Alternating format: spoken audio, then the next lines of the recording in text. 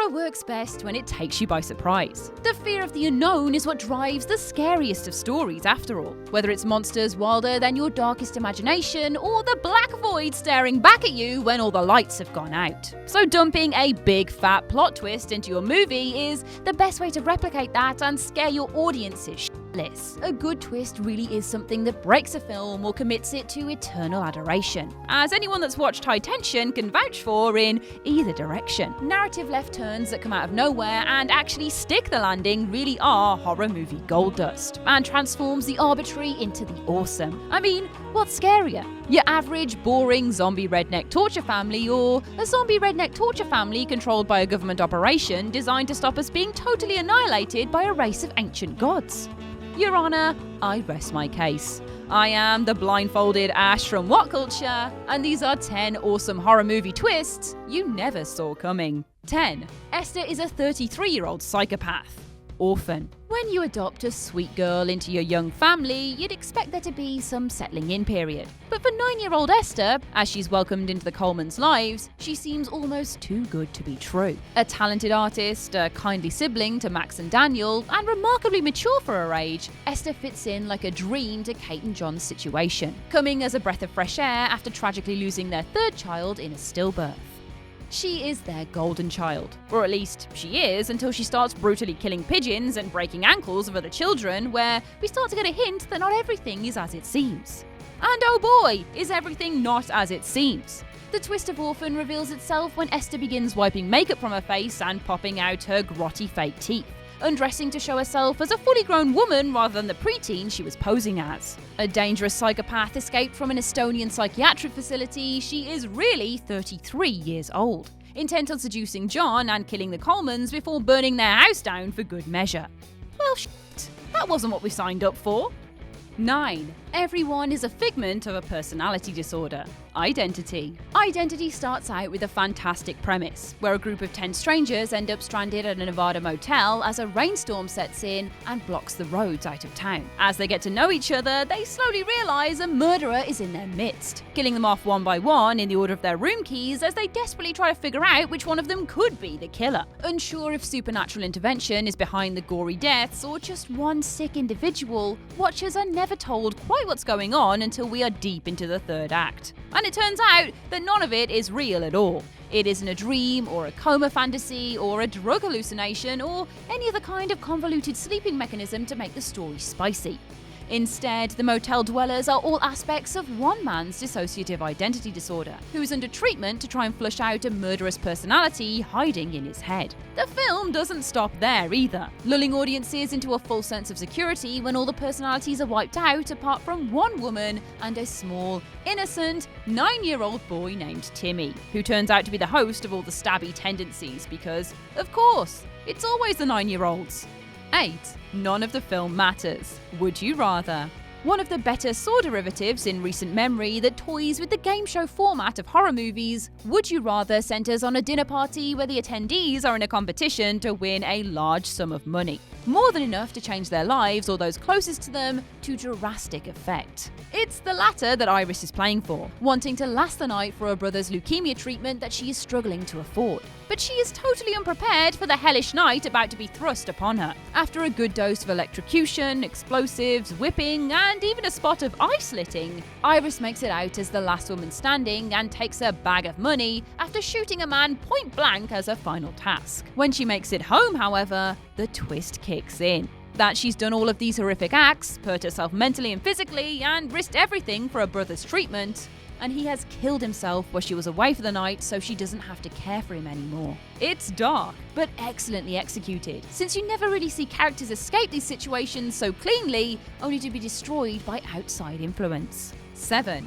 The old man has a baby-making racket in his basement. Don't Breathe. One of the few brilliant horror movies of late that have played with sensory deprivation as a key theme, Don't Breathe focuses on a group of petty criminals targeting a blind old man house who's rumoured to be sitting on a $300,000 cash settlement from losing his daughter in a car accident. They break in to grab the prize, but get far more than they bargained for when he turns out to be a highly trained killer from his days in the Special Forces, able to hunt them down and murder them with surprising capability as the night plays out. Don't Breathe its best twist isn't one that comes at the end, however, but one that lands squarely in the middle of the narrative. Just when you think you're getting your standard home invasion subversion and that these criminals are fair game for preying on an innocent pensioner, protagonists Rocky and Alex manage to make their way to the basement.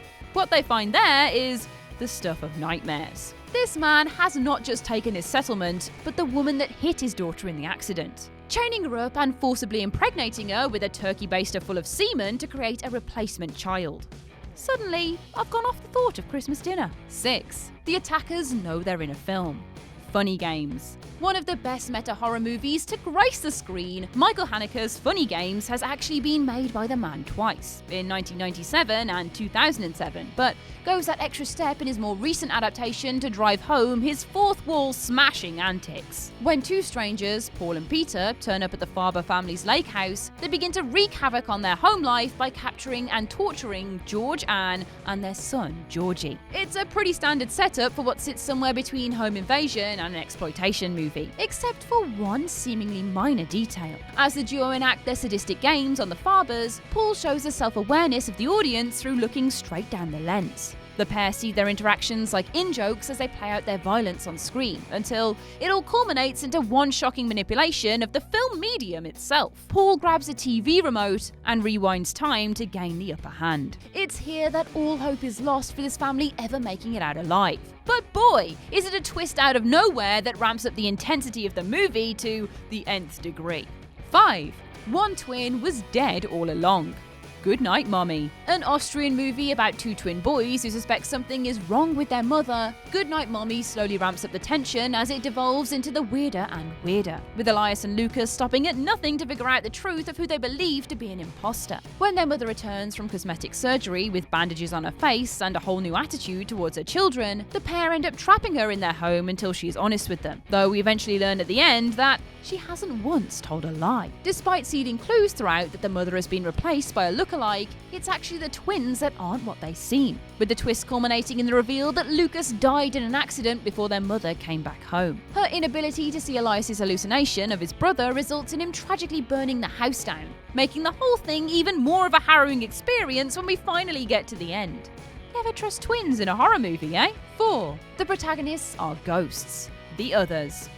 Nicole Kidman's step into the spooky side of things is an understated one, but a film that continues to persevere far longer than its sell-by date by the power of its twist alone. Taking a leaf out of the books of famous examples like The Sixth Sense, it is definitely not unheard of to have characters be dead all along, but never quite with this much conviction from every character in the movie. The Others, of course, tells the story of a lonely woman living with her two children as she awaits her husband's return from the aftermath of World War II. Both her kids suffer from a rare photosensitivity disorder that makes them need constant darkness. And of course, an old, spooky, dimly lit home in the 40s is ripe for haunting from all sorts of other creatures. As the film plays out its deliciously creepy tone, it becomes apparent that not everything is as cut and dry as Restless Spirits. In fact, it is Kidman and her family that are the ones dead all along, and the visions they see of the others are from a seance attempting to reconcile their home with the long-dead family that just won't leave.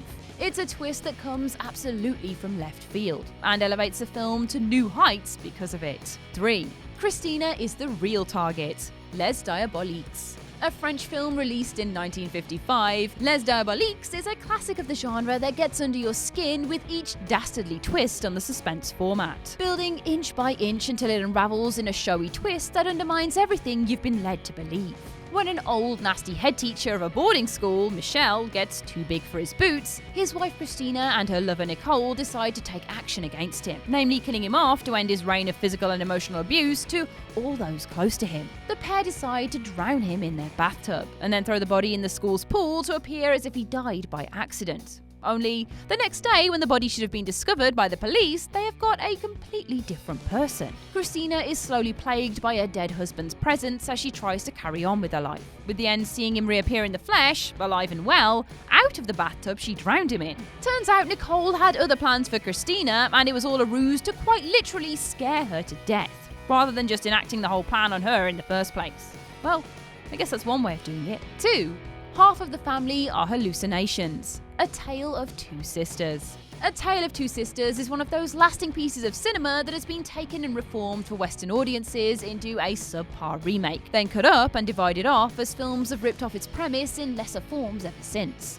Where most might be familiar with The Uninvited, A Tale of Two Sisters stands as the OG dissociative identity disorder masterpiece, relaying Sumi's experience of coming home into a broken household as she returns from a stint in a psychiatric hospital. Sumi is forced to repeatedly protect her younger sister Soo Yeon from their abusive stepmother, Unju, much to the despair of her father. Attempting to assimilate back into normal life with this new woman in her home is difficult, and Sumi repeatedly suffers from strange supernatural occurrences whilst trying to survive in her own household. Only, at the end of the film, we discover that Soo Yeon doesn't actually exist. She died in a tragic accident after discovering their biological mother's suicide in a closet, causing Sumi's mind to fracture into multiple personalities to make up for her loss. Sumi's sister and stepmother are all a fabrication, eventually leading us to the truth behind Sumi's mental state from losing half her family in one fell swoop. It's dark, psychological, and takes you completely by surprise. There's a reason that this movie is one of the most hailed pieces of Asian cinema there is out there. 1. Simon was accidentally killed early on.